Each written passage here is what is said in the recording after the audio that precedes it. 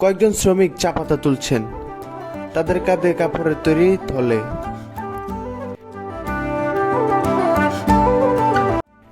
চা গাছ থেকে দুটি পাতা ও একটি কুড়ি একসঙ্গে সংগ্রহ করছেন।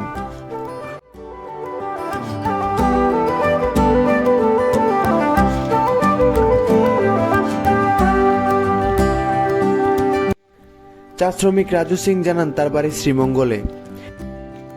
এখানে থেকে চা গাছের পরিচর্যা ও পাতা তোলেন।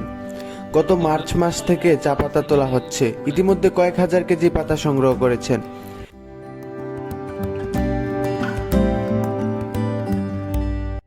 পাশের পাহাড়ে আরো চা গাছ লাগানো হচ্ছে। লালমাই পাহাড়ের সিলেটের মতো চা বাগান ছড়িয়ে পড়বে তিনি আশাবাদ ব্যক্ত করেন। কৃষি সম্প্রসারণ অধিদপ্তর কুমিল্লার উপপরিচালক মোহাম্মদ মিজানুর রহমান বলেন, জেলার এটিই প্রথম উদ্যোগ। আমরা লালমাই পাহাড়ে চা চাষের এলাকাটি কয়েকবার পরিদর্শন করেছি। এখানে বৃষ্টির পরিমাণ কম। বৃষ্টির পরিমাণ বাড়লে তিনি আরো ভালো করতে পারবেন। তবে কৃত্রিম সেচের ব্যবস্থা করেছেন। এখানে ভালো গ্রিন টি হতে পারে বলে আশা প্রকাশ করছি।